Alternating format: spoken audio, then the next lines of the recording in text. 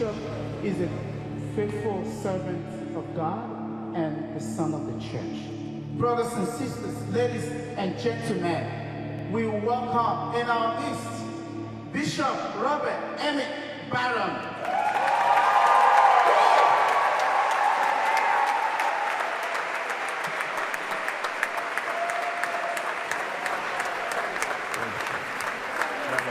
Okay. Thanks, everybody. Well, God bless you all. Thank you very much for that. Listen, I'm delighted to be here with all of you today. What a place, huh? Gorgeous church. Have you been taking this all in? Just the beauty. Because, as you know, I think it's very important that we lead with beauty. The beauty often draws us in during our culture when talking about the truth can be controversial, talking about the good can be even more controversial. Sometimes just show people the beauty of Catholicism. And they wonder, okay, what culture produced a place such as this? So lead with beauty. Listen, thank you. Where's the deacon? I appreciated your reflection very much. Where'd he go? There you are. Thank you for that.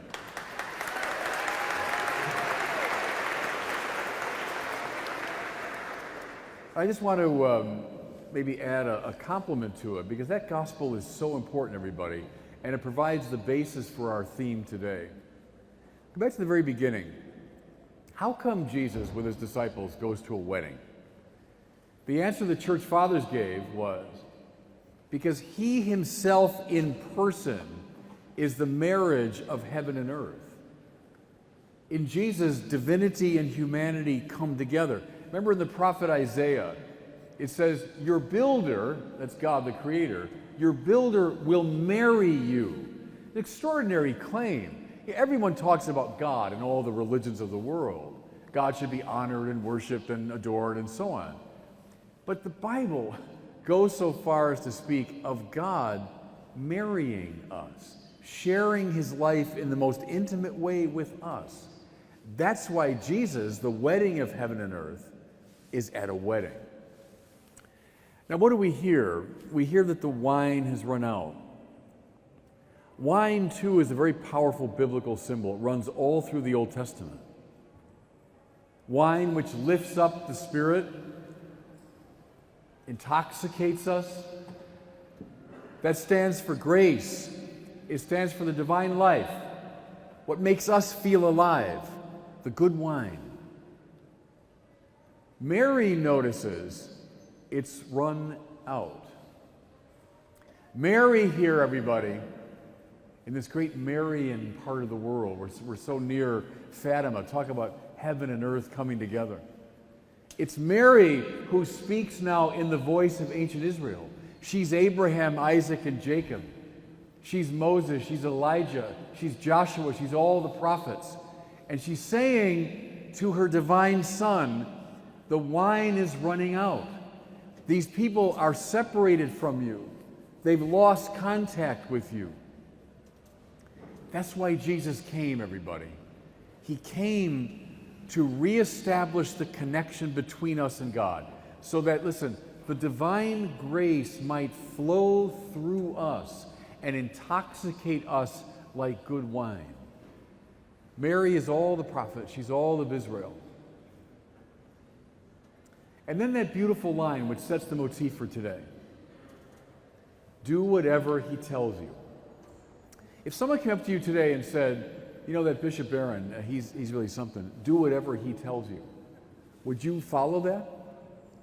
Please don't. Please don't. If anyone tells you that, they're a liar. They're a problem. If it's said in regard to anybody in the world, to any mere human figure in the world, if you were to say about any political figure, well, do whatever he tells you. Any cultural figure, oh, do whatever she tells you. Anybody on social media, oh, do whatever they tell you. Run. See, because that will always turn into some kind of tyranny. Because we're all sinners, right? Everybody in this room, everybody on this planet, we're all sinners. Therefore, never, ever succumb to the temptation to do whatever a fellow sinner is telling you to do. Then there's Jesus. Who's Jesus? Not merely one human figure among many, not just a great teacher. but God from God, light from light, true God from true God, right? Jesus is divine, and therefore we can trust him. We should do whatever he tells us. You know, we in the West are so enamored of freedom, aren't we? It's such a high value for us, freedom. What does freedom mean? I love it. John Paul II is looking at me right now. They're very realistic. And he's saying, get it right, Baron, don't. There's a modern view of freedom that says this. Freedom is doing what I want. It's sheer liberty. I hover above the yes and the no, and I decide which one I'm going to do. John Paul II taught us over and over again, that's not real freedom. What's real freedom? And you find it in the Bible. Freedom is, listen now, it's the disciplining of our desire so as to make the achievement of the good first possible and then effortless. I'm going to say that again, I'll give you examples. Real freedom is not doing whatever I want. It's disciplining the desire so as to make the achievement of the good first possible and then effortless. Okay, examples. How many play a musical instrument here? How many guitarists, piano players, etc.? I'm a guitarist, low level, bad, but I play the guitar. Hey, the way you find out how to play the guitar is play it any way you want. Just pick it up and make it up as you go along, right? Play the piano, sure, just play the keys any way you want to. Come on. The way you become a free player of the guitar. Think of like Eric Clapton. I'm dating myself. Who's a guitarist you guys would admire? But the great guitarists. Did they get that way by just playing any old way they wanted? No. You internalize the discipline of the guitar, don't you? You get it into your fingers. Guitarists know that your fingers have to bleed, don't they, as you're learning it, because you have to get calluses on your fingers. And then you play these chords and these riffs and so on over and over and over again. And you get the guitar so into your system that now you can play effortlessly, freely. Or learning a language. So we all speak our native language, but a lot of us, how many have learned a foreign language? Yeah, a lot. And I've struggled, I love languages. I find them fascinating, and I've struggled to learn a number of them over the years. Hey, just learn it by talking any old way you want. You make it up. You decide how to speak Portuguese. Oh, come on. You'll be the worst Portuguese speaker in the world. What do you have to do to learn it? You got to accept this long discipline, don't you? Of taking the rhythms and style and vocabulary of Portuguese, this beautiful, complex language, so that it gets into your tongue and your mouth and your mind, right? That's how you learn a foreign language. Right now, I have zero freedom to speak Portuguese. Zero. I'm totally unfree. Can't say a word in it. French, I'm freer because I spent 3 years over in France. German, I'm not as free, a little bit. What made me relatively free? Oh, talking any way I want. No. By internalizing these disciplines, making the good so ingredient in me that now I can achieve it effortlessly. How come I can speak English so freely? And I can say almost anything I want in English.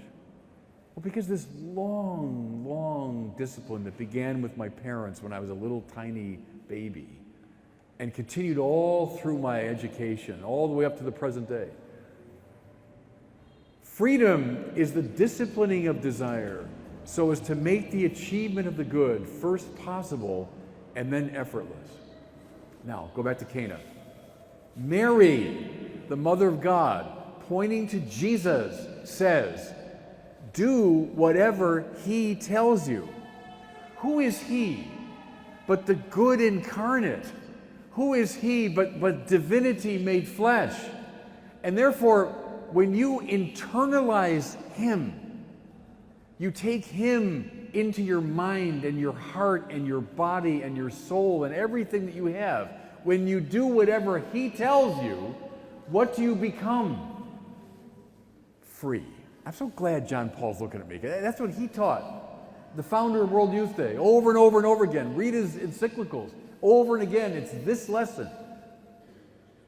Christ will set us free. Paul said that, didn't he? It's for freedom that Christ has set you free. That's why this theme is so powerful today. Do whatever he tells you. Now, just one more thing. So what does he tell them to do? He says, fill these jars up with water. What does the water stand for? Something really beautiful. God could simply do everything for us, couldn't he? You know, he could just make us saints, I guess, with a snap of his fingers. But what does God want? He wants us to contribute to this process. We give him what we have. We take what we have and we surrender it to him. And what happens? The water, ordinary, becomes wine, extraordinary, intoxicating. God, this room it's full of so many gifts. I don't know any of you, but I'm intuiting all the gifts of intelligence and will and mind and dedication and courage in this room. All your future is ahead of you. Do whatever he tells you. That means offer to Christ all that you have. You're an intelligent person. You can use that to, have a great career, make a lot of money, become famous. Nothing wrong with those things in themselves. But dedicate them to Christ. You're a person of a lot of courage and energy, and you could use those to accomplish worldly goods. Okay, fair enough. But deep down, give them to Christ. You've got gifts of singing and of drama. You're a person of athletic ability. Terrific. That might give you worldly success. But give those gifts to Christ. Give that water to him. And you'll find it elevated, transformed, transfigured into something great. This is the saints, everybody, isn't it? The story of the saints. Think of Francis of Assisi. What did he have? I mean, very little. He's a little poor man from Assisi. He gave it all to Christ, though. And Christ lifted it up, transfigured it, transformed it, elevated it. In the great story of the multiplication of loaves, the same idea, isn't it? Crowd of 5,000. Lord, they're all starving. Well, what do you have? Well, 5 loaves and a couple fish. Give them to me. Do whatever he tells you. Give them to me, and you'll find them multiplied unto the feeding of the world. See, everybody, we can change the world with the energy in this room if it's dedicated to Christ. Not spent simply to ameliorate our lives, but give it to the Lord. And then you'll find true freedom. Then you'll find true joy.